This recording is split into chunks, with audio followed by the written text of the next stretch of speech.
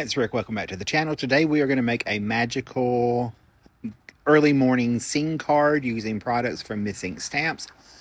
Let's get into it right now. We're going to be using the Big Mug stamp set, the Coffee Gnomes stamp set, and the new A2 Castle scene dies. So we're going to start off by ink blending our panels. I've cut them out from white cardstock for most of them, the background layers, and we're going to ink blend that using Uncharted Mariner. Prize ribbon is what we just used. We're using Uncharted Mariner right now, and I'm going to use some black soot right around the edges. I'm going to ink blend everything twice so that we get a nice smooth blend with that. So we're just going to go ahead and ink blend that going around, pulling that back down, and then we will go ahead and add in our black soot so that we have a little bit of darkness into our sky because it is super early in the morning. And we will go ahead and blend that twice and keep blending that down and get a nice smooth blend. Now, I have my little white die cut of the water that's part of the scene, and I'm going to use those same three colors of distress ink to create the water, because the sky would be reflected into the water no matter if it's night or day. So I'm creating a center highlight in the middle of the water lake, because we're going to say the moon that you cannot see in the sky is reflecting off of the water. So that's why we give it that little highlight. Now I'm going to come in and I'm going to use some iridescent shimmer spray and spray onto my little background, along with some Copic opaque white splatters. That way I'm adding more up into the sky, and that's going to be my stars in the sky and reflected into the water. Now I'm coming in with the rock die cuts from the set, and we are going to ink blend a little bit of, I used ground espresso or scorched timber. You could also use hickory smoke. I went with one of the brown colors to just give it a little bit more life.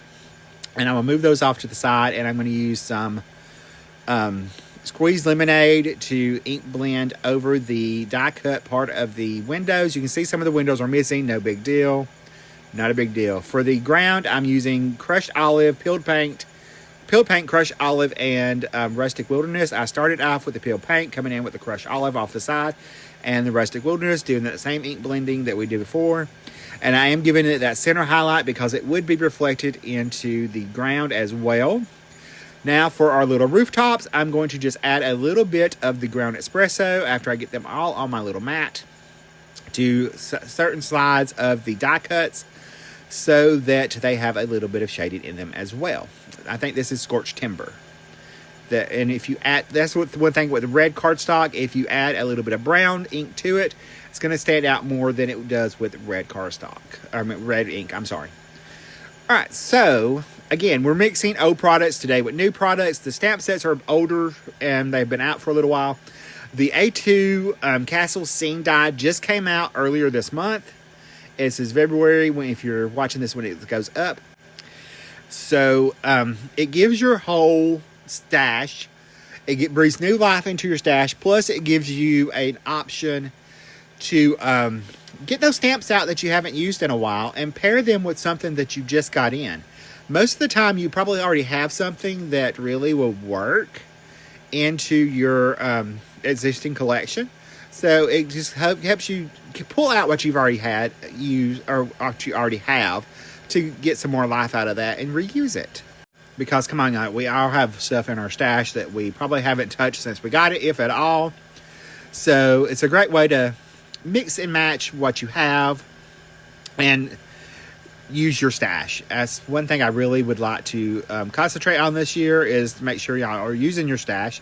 Now, back to the card for a second. I'm going to pop out that little piece right there. I'm going to use that in a minute because I lost one of the windows on my little side over here. We're going to go ahead and attach all of the rooftops.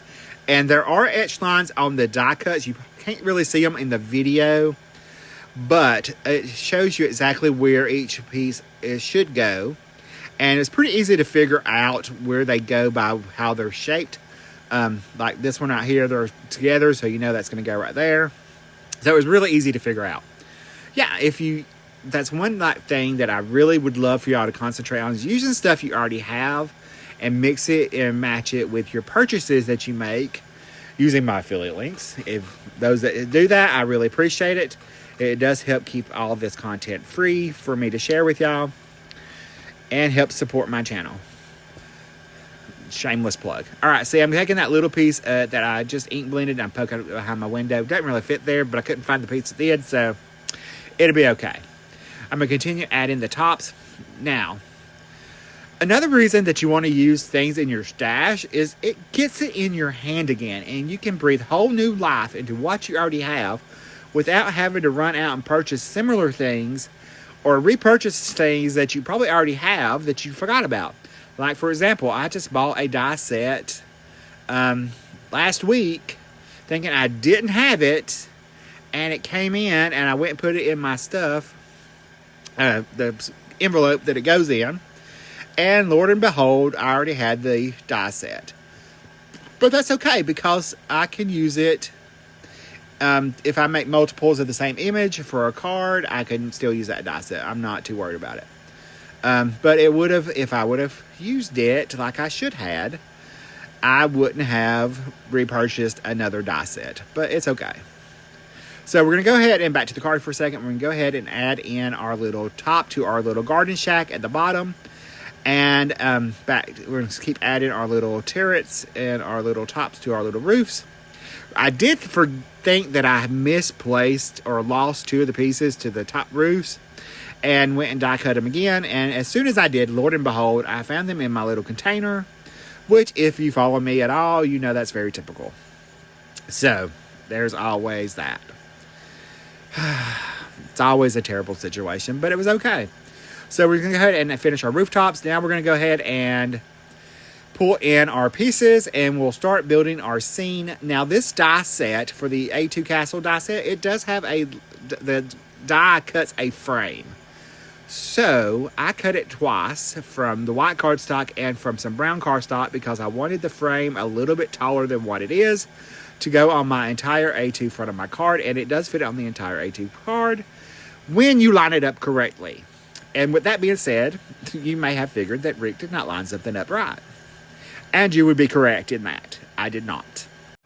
And this is where Rick is going to discover, after he attaches this down, adding his little bit of liquid glue on around the little thin frame, that when I line this up, it's not completely lined up correctly. But it's okay, because I'm going to make it work. So I'm going to go ahead and line that up right on top of the other frame. This was probably the hardest part of this whole card. Now, I did stamp and color all my little gnomes off screen to save us a little time, because we really are focusing on putting this die set together. That's why I wanted to show y'all this also, as well as mixing and matching your old products with your new products to make get more use out of your stash.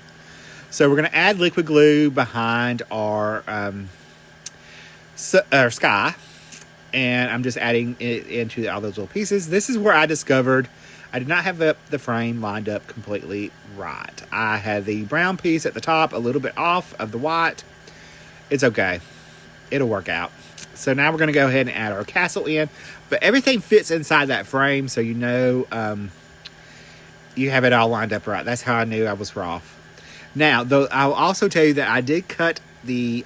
there are waves in the water section that are attached to the die set. I cut mine out. You can totally do that or not, and then I'm just put it back in when I want to cut the waves. But for this card, I really didn't want the waves in there. That's why I went ahead and cut it out. And in the finished photos, I will go ahead and tell you this. You're going to see a little bit more dimension into that ink blended lights in the castle. Plus, you're going to see the little part I was just working on colored in blue. I just picked some markers and colored that off screen because I didn't like how it looked. So I just added a little bit more detail to those, along with the lights in the little house, garden shack, and the door. So now I'm just adding in my water for the lake. And you can see how that gives that whole reflective life to our scene. And we're at our little grass. But by doing it the way I did it, it ties everything in together. That's what I'm trying to say. So now I'm going to go ahead and add my rock formations, and I decided that this one would be easier to line up first. And you can see the die cut details that are in the die set. right here on the back of that, especially in the rocks. They have little die cuts lines that are just makes the rock stand out and gives them more dimension. So that's super fun. We're going to go ahead and add our other little side. And this is when I discovered something I didn't know. It creates, when you layer these up correctly, it creates a little path from the castle down to the little garden shack. Or shack at the lake. I was super impressed. That was very well thought out, and I was very, very happy with that. Now we're going to go ahead and arrange our little gnomes that I've already stamped and colored, like I mentioned. And I just fussy cut those out. There are no coordinating dies for these. But they're super cute stamp sets, and I really enjoy using them. And I thought that, this, again, the story in my head was, we're going to use the gnomes, and they're going to be drinking their morning coffee as they get ready to go to work at the castle. So, I have colored them up. They're all down front at the lake, having their morning coffee. We popped one of the gnomes up. We're going to pop her up on the other side. The other one I just kind of glued down flat. And to give them a little dimension, we're just going to pop on the little gnome right here and down here at the bottom. I did line them up right against the frame. And then I took and heat embossed a sentiment with some from the Coffee Gnome stamp set. It says, "May your coffee kick in before reality does." I thought it was the perfect little sentiment for this whole scene card. And I'm going to add some liquid glue behind my little foam squares. And I'm going to take my T-square. And we are going to line up. I cannot live without my T-square. If you want something straight, I've got to have a T-square. Now, when you're using it, to make sure you line it up against the card, you're going to see me push the T-square right up against the card right there. That way I know that I line that sentiment right up against the edge and it's perfectly straight. Now, I'm going to peel that off. I'm going to add some finishing details now. We're going to add some Stardust stickles to our little girl gnomes. I started off with just flowers in her outfit. And I added some to her little coffee cup and the coffee pot. And for the little guy gnome in the back, I added it just to his cup a little bit and a little bit to his little hat. And stripes on the other little gnome's hat, as well as his cup and the polka dots on his little nightshirt. And a little bit into his little beard. And then I went back and added some to her little hair. And I'm going to add some to the little bunny feet. Just the white parts, just to make them stand out. I'm going to come in and add some white gel pen highlights to the parts I did not add the stickles to. And that will just bring our finishing touches to life. Y'all know I've got to have some white gel pen highlights, because otherwise it just ain't going to work. Rick's got to have his detail. It's how I roll. Alright, so now I will pick this up to the camera, give you a look at the card. Here's a closer look at the card, and you'll see that difference. And I will see you in the next video right over there. Stay crafty. Love you.